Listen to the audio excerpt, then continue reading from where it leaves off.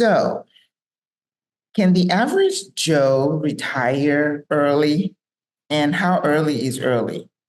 Or is it only for those millionaires or somebody with 1.5 million in the bank, like those financial planners tell us? Not necessarily. I did it. I retired early, and I'm going to tell you how I did it. Then you can decide if you want to do it too. Keep watching.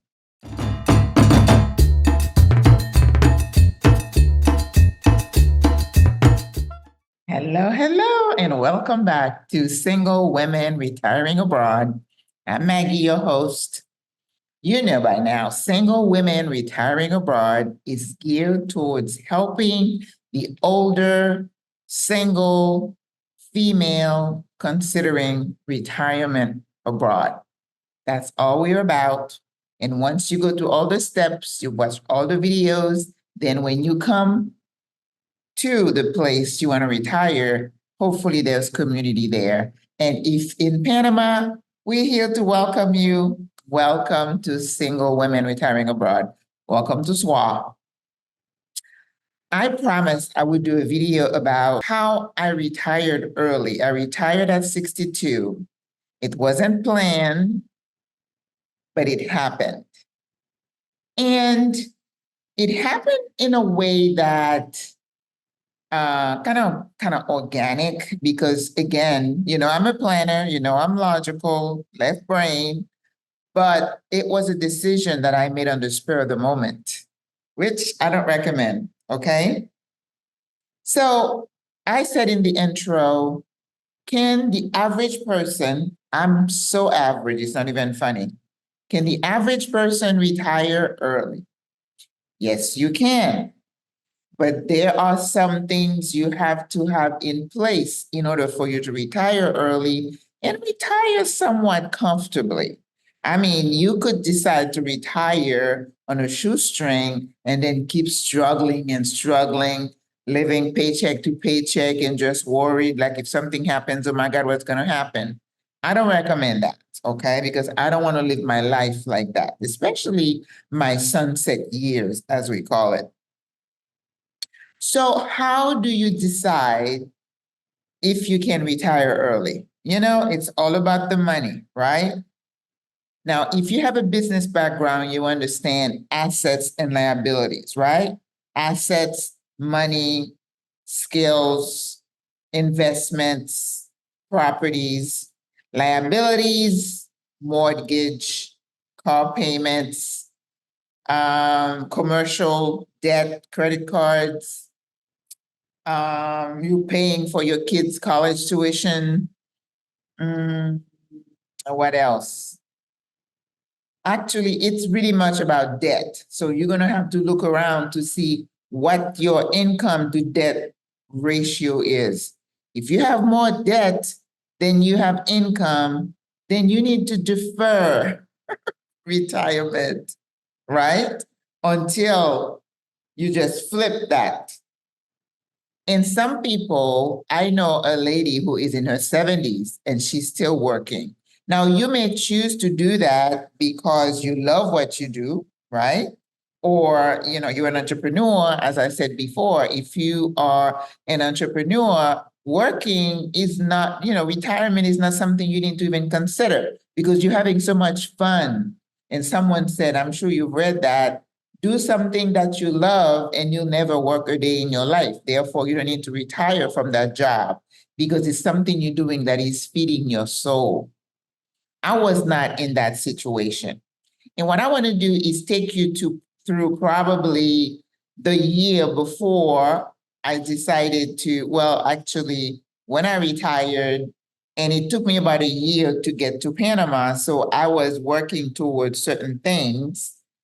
And then as I go through it, I think with these videos, you're going to start to learn a little bit about me, right? About my life. I don't want to tell you about when I was born here and I weighed this much.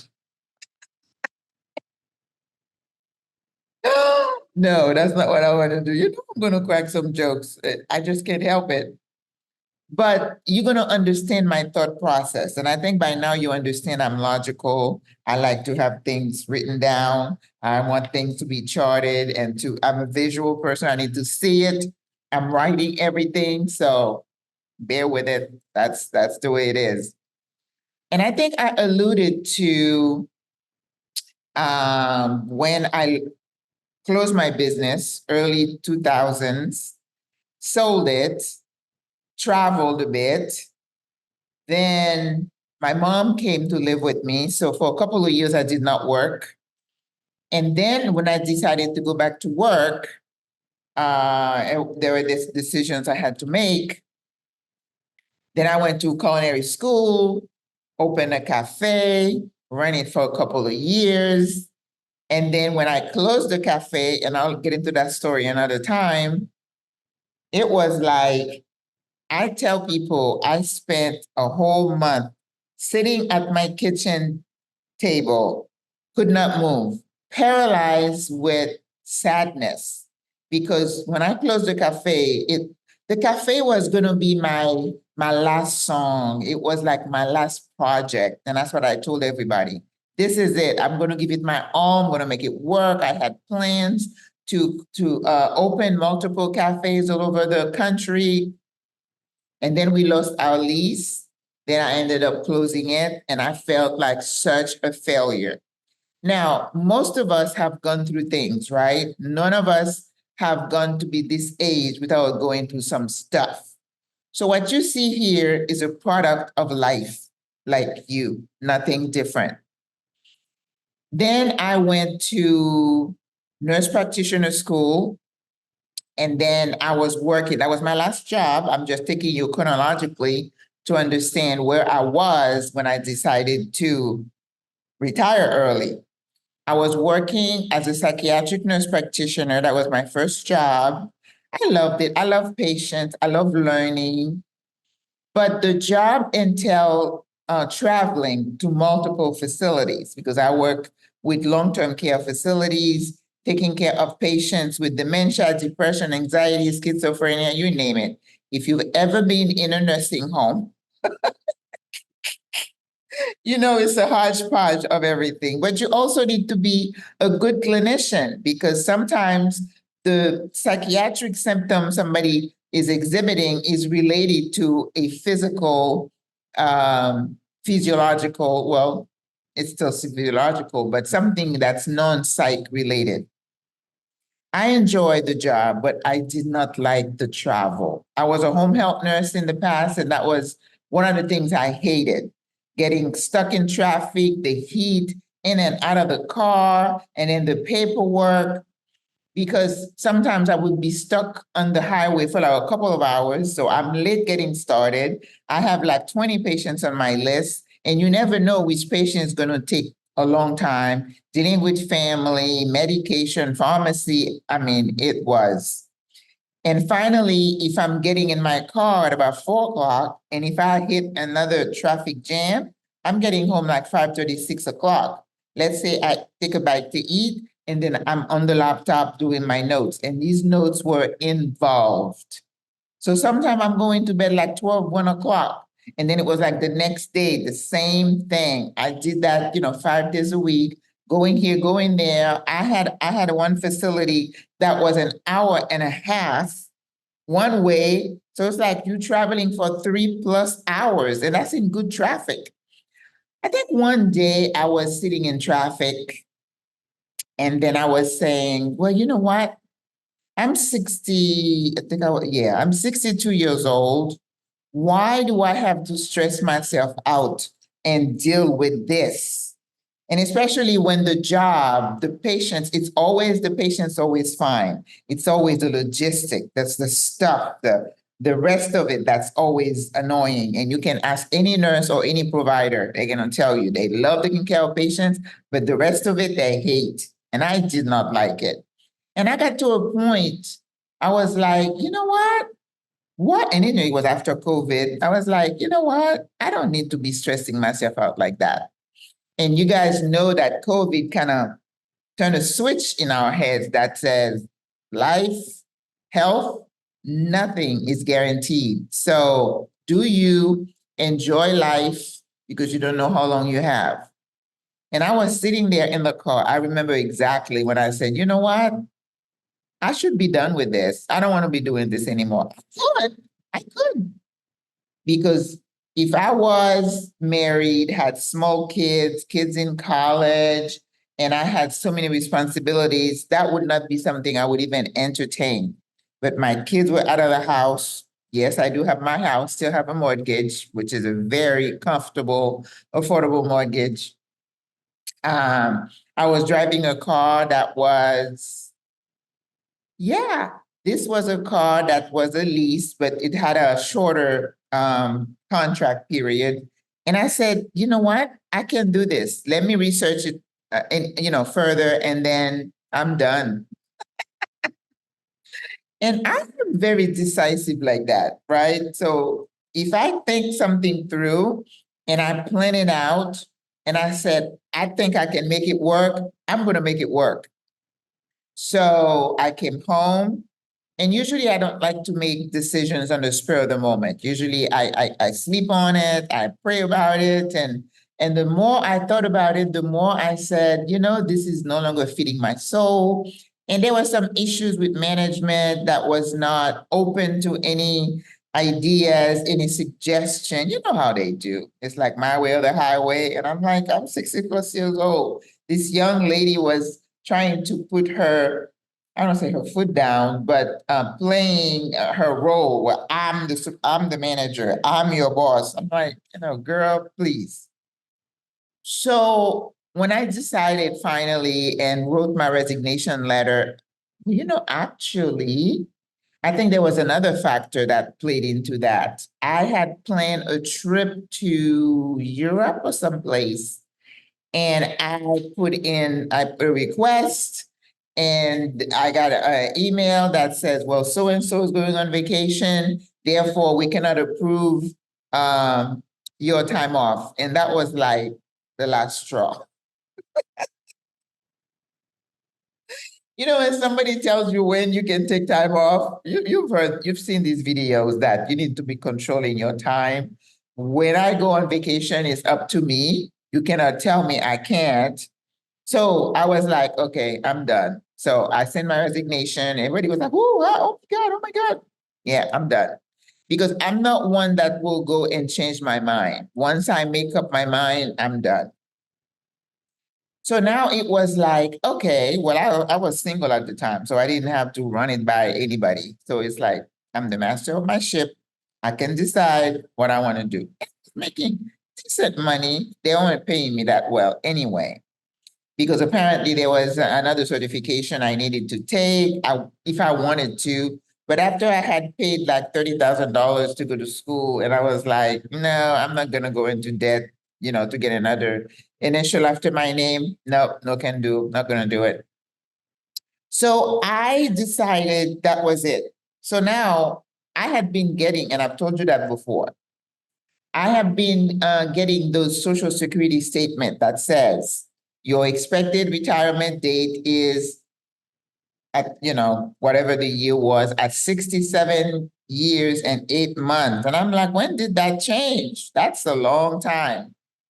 And I'm like, okay, I would be old and gray and cranky by the time I hit that 67. No, we're not doing that.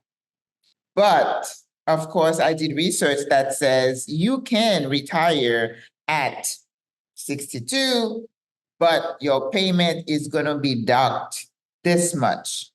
And when you put your, imaginary date, let's say December 31st, 2024, just put it in there. So go to ssa.gov now and put your date of birth, Social Security. They know you in the system, and then they'll tell you how much money you expected to get from the government at full retirement. So when you put an earlier date, it also will tell you what your payment is going to be. And mine was going to be like duck like $200 a month. And I'm like, okay, I can work for another 5 years for you to give me an extra $200 a month. What kind of deal is that? I'm like, no. I can cut to the chase and take the $200 pay cut. I'll do it. But that's not the only thing you need to consider when you want to consider retiring early, right? Remember, income, liabilities. So now it's like, okay, if you're not going to get that paycheck and you tell Social Security, I'm going to start dipping into my retirement on this date, and then they send you a note. You have to go to Social Security and do a bunch of paperwork, and then they give you a date when your first payment is going to be, which kind of helps because if you have bills, mortgage and other bills, you kind of need to know when that money is coming in. So income and liability. So if you're only getting Social Security, you don't have any property, no rental income, you don't have any other skills, any other income, like a part-time job, you're teaching online or something like that. You're not doing Amazon or any other little, what do we call those? Side hustles, right? You're going to have to look really carefully at your income and liabilities. So before you even contact Social Security to say, I'm going to start tapping into that retirement income, you need to do a lot more work on the liability part. Okay? What is your mortgage? My mortgage was around $800 a month. I know whenever I tell someone that, they're like, oh my goodness. Well, that's because when I bought my house right after my divorce, I had sold my business and deposited a good amount of money on the house because I wanted to be sure I didn't have a hefty mortgage. And my house is not fancy or anything. It's just a regular 3-bedroom, 3-bath home. And you look at your other liabilities, electric, insurance, life insurance, car payment, any kind of subscription. This is where you start cutting the fat, cutting things that you don't need. Food. Let's see, what else would we put in there? Credit card bills. Woo. This is the one you need to start to eliminate first. Commercial debt, the interest rate is usually high. You want to cut that off. And then you're going to start, you need to start looking at what else can I eliminate. Now, the car, I couldn't get rid of it because you need a car in the US, okay? I'm not here in Panama, so I need to be able to drive. Your insurance, those are, steady liabilities that you can't get rid of. Is your income enough to cover those, right? So that's important. So I was on that Social Security income. I was still home. I wasn't here in Panama. So when that income came, I had to make sure my liabilities, I was able to meet my obligations and have some left over. All right, before I forget, stop what you're doing, click the little, like finger, like the video, subscribe to the channel, and click the notification bell. So proud of myself again. I remembered. So make sure you're doing, and then you don't leave anything out. What other liabilities you might have? Are you supporting a child who's in college? If you have all that, you're going to have a hefty retirement income, okay? If you have aging parents that you're caring for. And then you need to always have a cushion in case something happens. If you're a homeowner, you need to have a line in your budget that says for emergencies, for house repairs, because things will happen, okay? I remember one year in 2019, I had to change my AC. I had to change the roof. Those are expenses. That's why right now I'm like, do I really want to be a landlord? I'm not sure because it's just a lot that comes with it. So I was home and I was looking for ways to create more income. So I started teaching at a local community college, and the pay was not bad. It wasn't for a long time. I taught for a semester, absolutely loved it. And I think if I had stayed in the US, I would have become a college professor because I just love, you see how I deal with you guys. I just love to interact and impart knowledge. So I was okay. So if you're thinking of retiring early, I need you to go through that exercise of income and liabilities. Make sure your income is over here, your liability may be over here, and you have some leg room, okay? And then if there are any ways for you to start saving some money, like maybe cut back on eating out, cut out meat. You save money when you don't eat meat. Socialization. You don't need to be going to all these parties and maybe no vacation for the year or two that you're trying to sort yourself out. Okay. Now, if you want to retire on that retirement income, you're going to watch all these videos that I have in the playlist that says Retire in Panama and do all the exercises to see, first of all, are you a good candidate to live abroad? Because let me tell you, and it's not just in Panama, a lot of times people retire abroad and then they did not do the planning that it takes. Even in retirement, you need money.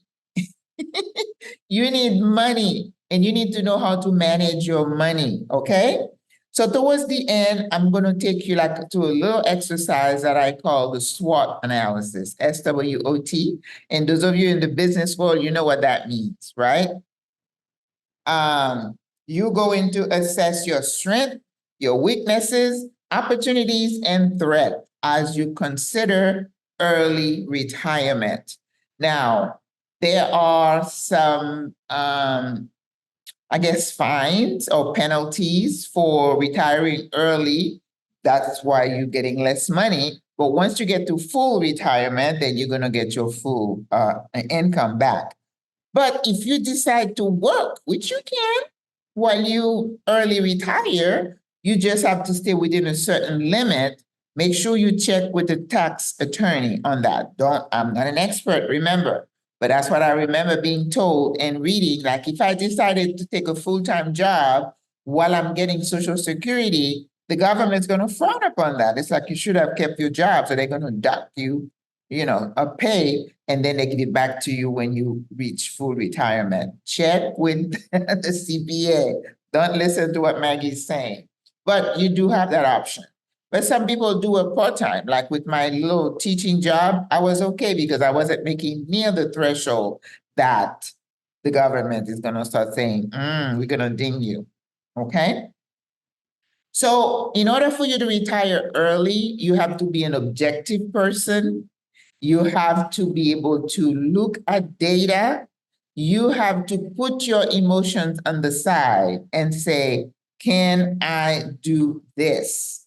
Because again, if you retire at 62, like I did, I have 5 years to deal with a smaller amount of money. And then once I reach full retirement, I'll get my full retirement. But remember what I said also?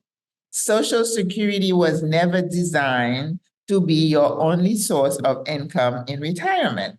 So what you might want to consider right now is developing maybe a new skill. Maybe see if you can do any type of digital nomad kind of thing, working online, teach English. I was listening to Sandra yesterday, and apparently there is a limit 59 years old, so you can apply to be an English instructor. Well, that leave me out. I'm too old.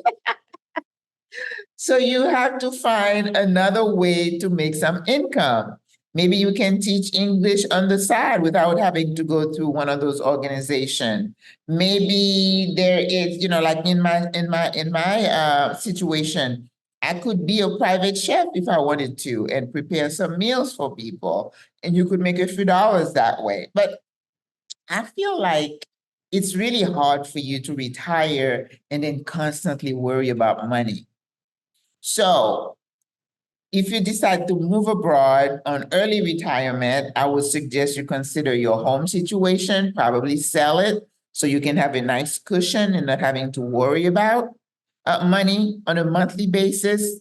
You need to maybe lower your lifestyle a bit. That's why here I am so average. I tell people if you have an event that's going to cost $50 and plus, I cannot attend because I am not going to stress my budget so I can go sit with a few people, eat steak. I can't eat that, and then pay all that money. I know ladies who are going out 2, 3 times a week, and Maggie's saying, sorry, no can do. So you have to be disciplined without feeling like you have to explain yourself. You know how I am about that word. Don't explain yourself to anybody. You live within your means.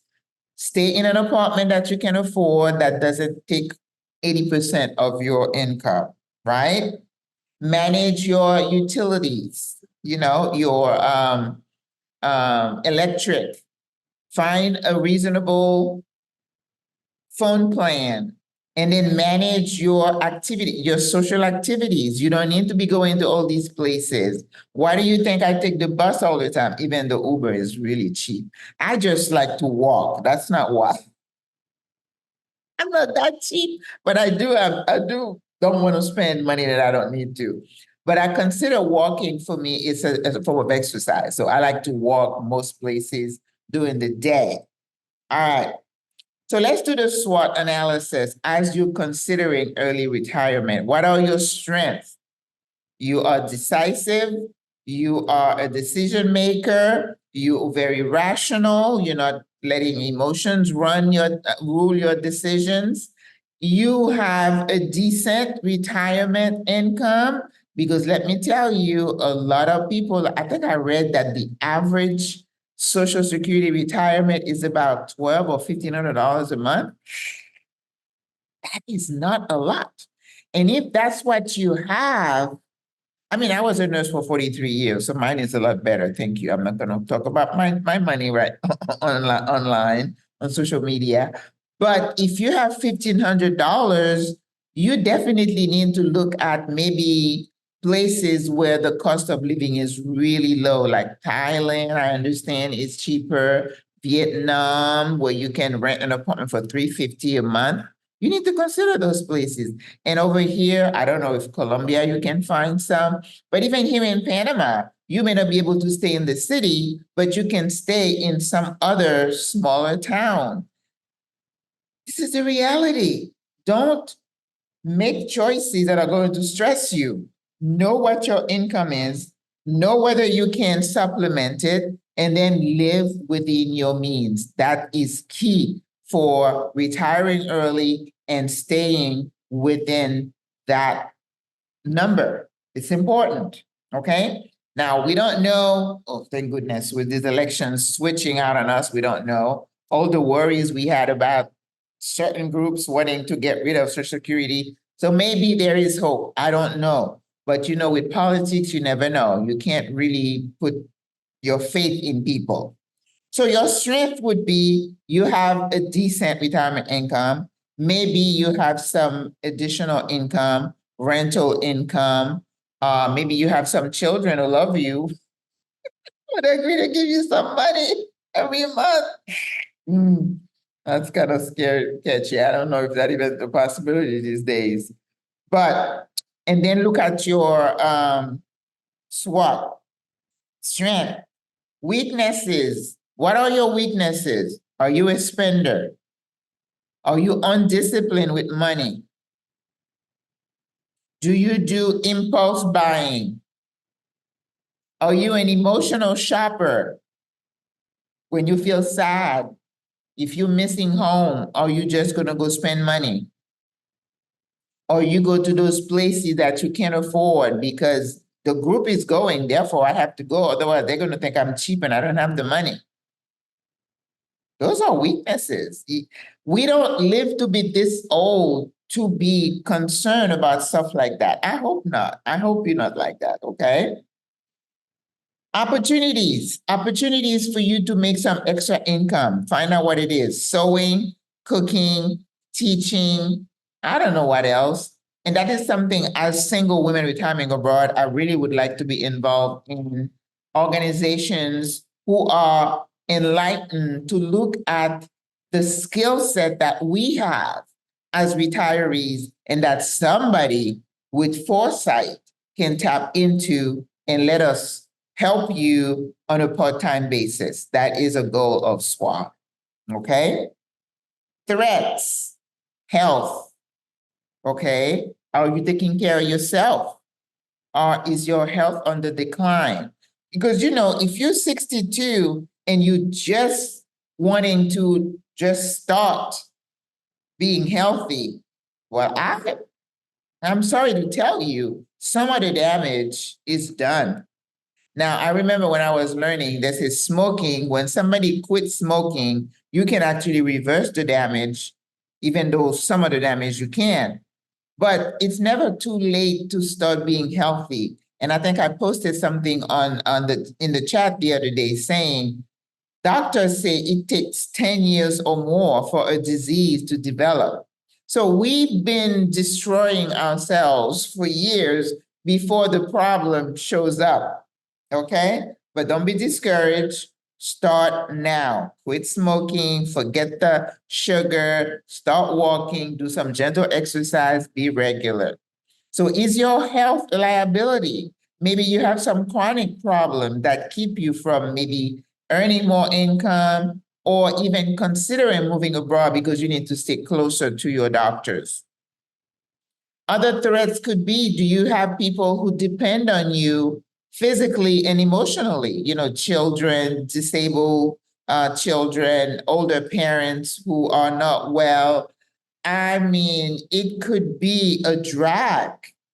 But if you have those threats, can you just say, I don't care, I'm retiring abroad anyway? You're not going to be happy doing that. Your conscience will not let you. So sometimes when you look at, you do the SWOT, strength, weakness, opportunities, threats, you may decide, well, you know, right now is not a good time and it's okay. Don't beat yourself down that you're doing something wrong, because if you push forward, despite all these things you have over here dragging you down, how is that going to make you happy? You want to retire early so you can enjoy that time. If that time is going to add more stress, you know, is it worth it? Maybe you need to change jobs. Maybe you need to go part-time. And even, you know, I like what Stephanie Perry says sometimes. You may not retire early. Maybe you just need a sabbatical. Maybe you just need some time away to refresh. And because sometimes when you're away from a situation, most of the time you can be more in tune with yourself. You can be more objective because all the things that distract you, the distractions are not there, the pressure is not there. You can relax. And a lot of people who are digital nomad, they tell you when they get to that place, they just want to rest. They just want to breathe. Maybe that's what you need. So early retirement is not for everybody, right? You have to be in a space that it makes sense for you, that you can make it work. If you indebted with credit cards $30,000, you cannot retire on Social Security and have that much debt. That's insane. You can't do that. You have to attack the debt. And if you look at this couple, what do they call them, out of Portugal, and they talk about how they attacked their debt and how they were in negative something and then they went up to 0.5 million. Our Black Utopia, just go look at that couple. I'm sure they have some videos to help you. If you're in a situation where you're like upside down, you have more liabilities and income and no savings, no bueno. So that's what I did. And I thought about, my house still hasn't sold because I went to sell it and then the market tanked. And my realtor was like, well, you're going to have to drop your price like 50 grand. I'm like, hell to the no, I'm not doing that. And I said, let's lease it. Okay. So I still have a mortgage and my rent here. But because I'm in a position that I can do it, it's doable. But if it wasn't doable, I would have been at home teaching, doing something until I could make it work. There is no shame in saying, not now. Not now. That doesn't mean you've forgotten. You're losing your dream. You still hang on to your dream, but it needs to make sense for you. Does that make sense? I hope it does. Because we don't want you to retire and then be stressed out and be worried about money every single month. That is not the way to live the rest of your days. It needs to make sense for you. Look at your liabilities, look at your income, see how you can supplement. And if the math doesn't add up, don't do it. But if it does, you can retire early and scratch off all those extra 5 years of working full-time, working stuff to the bone for people who don't even appreciate you. Okay? So this is not for everybody. All right. So I hope you get this. This is not as interesting as my other videos, but it is so practical. Early retirement is possible, but it's not for everybody. Sometimes there is a time delay. You have to take care of some business before you make it possible for you to retire early. All right? So go do your SWOT analysis. SWOT. Strength, weaknesses, opportunities, liabilities, okay, and threats. So make sure what your income is and whatever you're responsible for should be much less than what's coming in, okay? And if you need to work till you're 65 and 67 and above, a lot of people are doing that. Unfortunately, there's no shame in the game. This is a system that we bought into, so you're not alone. If you say, I can't retire, I'm having to work, it's okay. It's okay. So go take care of yourself, start being healthy, develop some good habits, sleep, hydration, nourishment. If you eat well, if you nourish your body, it will serve you well. All right, so that's all I have for you today. I hope you enjoyed it. God loves you. I love you. How did I do it again? I don't know how to do it. Au revoir. Bye-bye.